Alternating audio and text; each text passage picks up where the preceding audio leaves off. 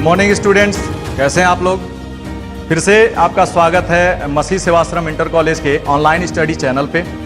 तो आज हम लोग डिस्कस कर रहे हैं मेगा स्पोरोजेनेसिस, यानी the formation of the process of formation of mega spore, यानी जो फीमेल गैमेटोफाइट है, जिसको क्या कह सकते हैं, मेगा स्पोर या गुरु बीजाणु कहते हैं, उसका फॉर्मेशन का जो प्रोसेस है उसको हम लोग आज डिस्कस कर रहे हैं। तो देखिए, पिछले बार जब हम लोग देखे थे माइक्रोस्पोरोजेनेसिस यानी स्पोर का निर्माण, तो उसमें हम लोगों ने देखा था कि यहां लिखा गया था कि हाइपोडर्मल सेल्स, वहां पे क्या होता है कि बहुत सारे हाइपोडर्मल सेल्स में परिवर्तन आते हैं। कौन से परिवर्तन? कि उनका जो वॉल है वो थिक हो जाता है, जो साइटोप्लाज्म है वो डेंस हो जाता है और न्यूक्लियस क्लियरली दिखने लगता है। उन कोशिकाओं को क्या कहते हैं? आर्चीस्पोरियल सेल्स कहते हैं। क्लियर? लेकिन यहां लिखा गया कि हाइपोडर्मल सेल ऑफ न्यूसेलस, यानी कि एक ही कोई हाइपोडर्मल सेल है, या यहां सीधे लिख सकते हैं वन हाइपोडर्मल सेल। क्लियर? तो एक हाइपोडर्मल सेल उसका जो है उसके अंदर का, न्यूसेलस के अंदर का वो परिवर्तन, उसमें क्या आता है कि उसका जो साइटोप्लाज्म है वो डेंस हो जाता है, यानी कि उसके अंदर का मटेरियल गाढ़ा हो जाता है।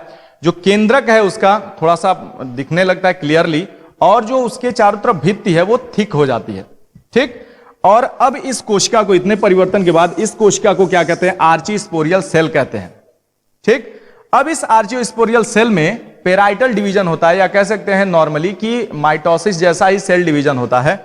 और दो तरह की कोशिकाएं बनती हैं, एक है पेराइटल सेल और दूसरा है स्पोरोजिनस सेल। क्लियर? अब इस पेराइटल सेल में क्या होता है कि या तो एक दो डिवीजन के बाद ये ऐसे ही रुक जाती है कोशिका, या तो कोई डिवीजन नहीं होता है और ऐसे ही ये कोशिका पड़ी रहती है। लेकिन यहां पे स्पोरोजिनस सेल में परिवर्तन क्या होता है कि इसमें सेल डिवीजन होता है, और सेल डिवीजन के फलस्वरूप बनते हैं क्या? Megaspore mother cell. Megaspore mother cell का निर्माण होता है। अब इस मेगा स्पोर मदर सेल में एक डिवीजन होता है जिसका नाम है रिडक्शन डिवीजन, या मियोसिस कह सकते हैं। मियोसिस कैसा? रिडक्शन डिवीजन है, जिसके फलस्वरूप क्या है कि गुणसूत्रों की संख्या आधी हो जाती है। तो अब क्या है कि मेगास्पोर मदर सेल में मियोसिस के फलस्वरूप चार मेगास्पोर बनते हैं, जो कि कैसे होते हैं? हैप्लॉइड होते हैं। क्लियर? जब 4 मेगास्पोर बन जाते हैं, उसके आगे क्या होता है वो देखिए। उसके आगे एक परिवर्तन होता है कि उन चारों मेगास्पोर्स में से 3 जो होते हैं इनएक्टिव होते हैं। 3 मेगास्पोर कैसे होते हैं? इनएक्टिव होते हैं। और वो क्या होते हैं? डीजनरेट कर जाते हैं। डीजनरेट का मतलब वो डेड कर जाते हैं, यानी कि खत्म हो जाते हैं, वहीं नष्ट हो जाते हैं। और जो एक मेगास्पोर है, जो एक मेगास्पोर बचता है, वो एक्टिव होता है।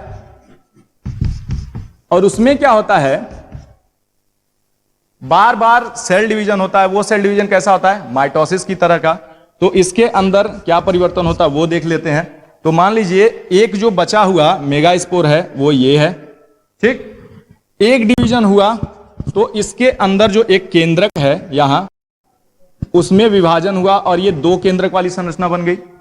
फिर से डिवीजन हुआ, सेल डिवीजन। ये सेल डिवीजन ठीक वैसे ही हो रहा है जैसे माइटोसिस है।